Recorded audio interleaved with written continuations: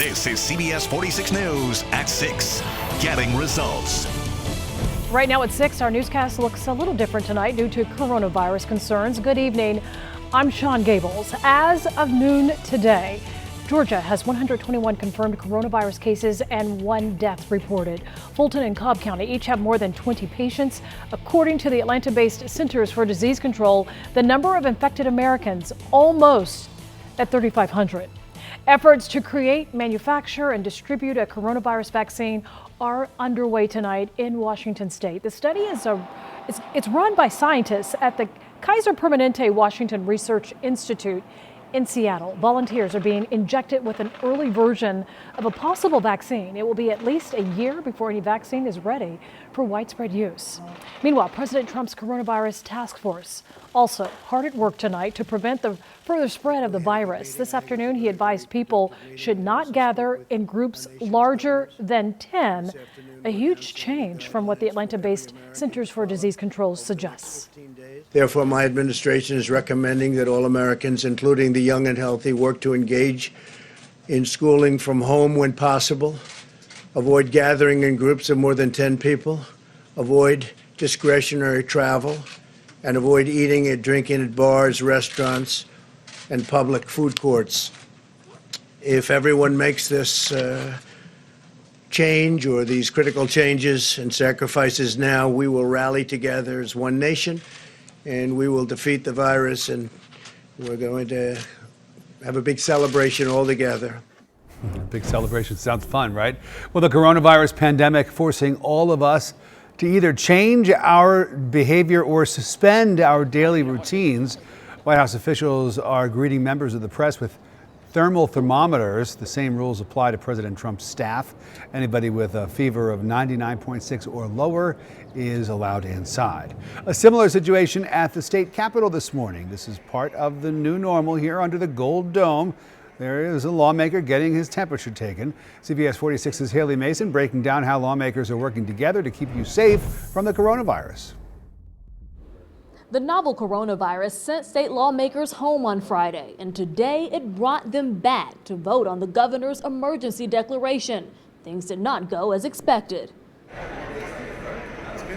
Armed with a battery-operated forehead thermometer, a doctor checked lawmakers' temperatures before they could enter into a special session at the Capitol. They were tasked with approving Governor Kemp's public health emergency declaration on the coronavirus. What has truly been a bipartisan effort to deal with an unprecedented situation that has confronted us. The House and Senate quickly realized they were not on the same page about the declaration that would open up all state resources to fight the spread of the virus. So I guess something changed last night. The House version called for lawmakers to return in 30 days to approve a possible extension on the emergency declaration. The Senate version would have given Governor Kemp authority to renew it on his own. That key difference sent lawmakers into 8 hours of debate. I believe in 30 days, if we need to continue and renew the emergency, then the legislative branch is more than capable of coming back in as we did today and doing the people's work. Finally, both houses agreed on a version that would last through April 15th. That's when lawmakers could return for another special session to review the state of emergency. If lawmakers can't come back to the Capitol, Governor Kemp can make a decision on his own. If for some unforeseen reason the House is unable to return, the governor will have the ability to keep in place the COVID-19 state of emergency. That's simply to the point what this resolution does. Under the declaration, all hospitals, public and private, must comply with the governor. It also bans price gouging on goods and services used to help fight the virus. Reporting at the state capitol, Haley Mason, CBS 46 News. Haley, thank you. On the city level, Atlanta Mayor Keisha Lance Bottoms doing her part to restrict the number of people contracting the coronavirus. She's now following CDC recommendations and limiting gatherings to no more than 50 people. CBS 46's Mike Dunstan spoke with the mayor about her current plan as well as what plans she has upcoming next to prevent more confirmed cases. Mike, good evening. Hey, Sean, let me show you these signs. Check them out. You see right there, the city is closed, or at least Atlanta City Hall is closed to the public. You know, with some employees working from home, it's all about social distancing that healthcare experts are recommending. Now, instead of using a clip-on microphone, my photographer and I used a boom mic for our interview. You can also see the inside of City Hall is mostly empty. Mayor Bottom says we have just a matter of days to flatten the coronavirus curve. Bottom line, she is happy with Governor Kemp's leadership so far, but when it comes to the Trump administration, not so much. I do know for all of us across the country, it would be extremely helpful if our federal partners spoke with a consistent, scientifically based message and giving us clear direction so that in one jurisdiction we aren't taking steps to do something that can be completely overridden by someone 2 miles outside of our city. Now, Mayor Bottoms talked about the Atlanta Police and Fire Department. She also talked about her connection to Idris Elba, actress Idris Elba, who just tested positive for the coronavirus. Also, how her own family is dealing with this pandemic. You're going to hear more about that on CBS 46 News at 9 on Peachtree TV. We're live in Atlanta. Mike Dunstan, CBS 46 News.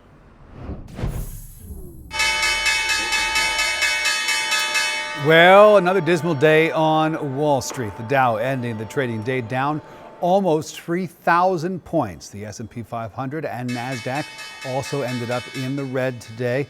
President Trump today said the economy may be heading towards a recession due to the coronavirus pandemic. And we have breaking late today, a TSA agent testing positive for the coronavirus at Atlanta's Hartsfield-Jackson International Airport. Chief investigative reporter Jonathan Carlson is live at the airport with this developing story. What do we know, Jonathan? Well, that screener working in the international terminal, Terminal F, we don't know that person's identity nor the scope of the exposure he or she may have unintentionally caused.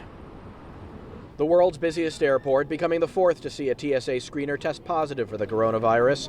The airport telling us March 7th was the last shift the screener worked. There are too many unknowns to speculate beyond that at this point. This, as a small but steady stream of passengers continue to fly through the airport today. Extra washing hands, gloves, when I'm touching other people's surfaces, bubble space, talking to people. It's just another hysteria. No, I'm not worried about it. The latest development, another unnerving piece of news. On the same day, the three major carriers lobbied Washington for a $50 billion bailout to stay afloat. And the departures area of Terminal F, where that screener worked, has been closed for cleaning. We're live at ATL. I'm Jonathan Carlson, CBS 46 News. Jonathan, thank you. At least one metro Atlanta city making the decision to restrict access to local restaurants and bars. Brookhaven ordering those places to suspend dine-in services. CBS 46's Jamie Kennedy, who's live in Brookhaven tonight. Jamie, what did you learn? Well, Sean, we'll just show you behind me here, Moe's, we're in Brookhaven, and Moe's here in Brookhaven. They are open, but here, most of the restaurants around us, they've already shut because they're all taken by surprise and don't know really what to do in this situation where this emergency declaration has suspended any dining in of any restaurant and bar. Now, this is all coming from the Mayor, John Ernst, and he said that he took this declaration not lightly. They thought long and hard about this to make this decision. Now, we're saying this exclusion also includes eating your takeout at a restaurant patio. Now, takeout and delivery are still very much allowed, and they are trying to get people to do that more and support the businesses down here. So Mayor Ernst says police will be enforcing these new restrictions and businesses can be shut down if they do not comply. Restaurants letting customers know they are ready to fulfill any takeout orders. Well, we've got lots of ways that our customers can order with us. We have a Moe's app where they can order online, order ahead, come on, pick it up. We do lots of third-party delivery, Uber Eats, DoorDash. Customers can also order that way. We will be available for those. So now this is to all stop large social gatherings in restaurants and bars and such. They're also saying that playgrounds within public parks, they will also be cordoned off and shut off to the public. Live in Brookhaven, Jamie Kennedy, CBS 46 News. Jamie, thank you. Other Metro Atlanta restaurants are not waiting for a direct order. They are making the call on their own. canceling dine-in services. Customers going to Desta Ethiopian Kitchen only have drive-through as an option if they want to get food. The owner called it the socially responsible thing to do. So we're trying to protect our employees, our guests, and our community, and just trying to be part of the solution and be ahead of it. But one Roswell just trying restaurant decided to close for just be as calm as possible, but trying to stay safe and do what needs to be done.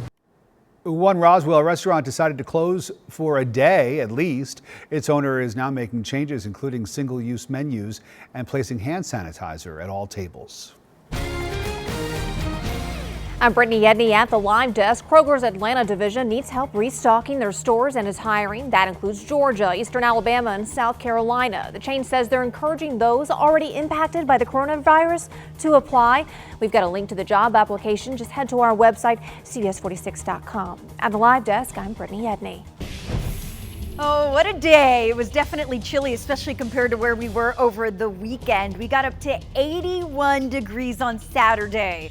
It was warm, it was nice, and all of that ended today. Highs only got up to 58 degrees. The normal this time of year is 65, so this is certainly lower than what we typically see this time of year. The good news is it's only lasting for a day. After today, we'll get warmer and warmer and warmer, and we will again see the 80s as we head through the rest of the work week. Right now, 56 in Atlanta, a lot warmer in LaGrange, where it's in the mid-60s, 50 in Gainesville, 53 right now in LJ, compared to even this time yesterday, which we didn't get up to 81, but at least we were in the 70s. So right now in Atlanta, in Athens, it is 13 degrees cooler than this exact time yesterday. In Covington, it is 14 degrees cooler. So certainly a little bit of a chill in the air, but not a whole lot of rain. A few showers developing across far north Georgia on CBS 46 pinpoint radar. Beyond that, not a whole lot happening yet. But after midnight, you'll notice that chance of rain increase, especially across the North Georgia mountains. So for tonight, before midnight, only a 10 to 20% chance of rain. After midnight, that goes up to a 50% chance of rain. May need an umbrella overall, though. Not a whole lot happening rainfall-wise. Temperatures pretty stagnant in those mid-50s as we head through the evening. Then by the time you wake up tomorrow morning, we're only going down to about 53 degrees, so not a big change from where we are right now. 51 tonight in Canton, 50 in Gainesville. A little warmer in Troup County as it usually is. We'll get down to 59 degrees. There's the rain that's arriving after midnight. You'll see it early tomorrow morning, mainly north of I-20 and across far north Georgia. It only sticks around for a couple of hours. Then once that moves out, with the exception of a couple passing little light showers here and there, not a whole lot of rain in tomorrow's forecast. Because of that, I am putting a 40% chance of rain. It's mainly for the morning hours. Through the afternoon, the rain chance will be lower. Wednesday morning is dry. Then we get another little chance of rain Wednesday afternoon, and that's the pattern we'll be stuck in. These breaks of rain with these tiny little areas of rain, a break, rain, and so on and so forth. We've been seeing it for weeks now, and this week is no exception. For tomorrow, at least it's warmer. So instead of the 50s, we'll get up to 70 degrees. Cloudy conditions, it will be warmer. Again, 40% chance of rain, mainly in the morning. Good news is the warm weather is back. We talked about that 81 degrees on Saturday. We're going to do it again on Thursday, and even surrounding Thursday will be in those mid to upper 70s. Our next weather maker moves in Saturday. That is going to be a cold front. So as that front moves in, it will cool us off just in time for the weekend. Low 60s on Saturday, a high in the 50s on Sunday, and will stay chilly through next week, even into Monday, a high of only 54. So this week through Friday, temperatures will be way above average. Enjoy, because it does come to an end this weekend.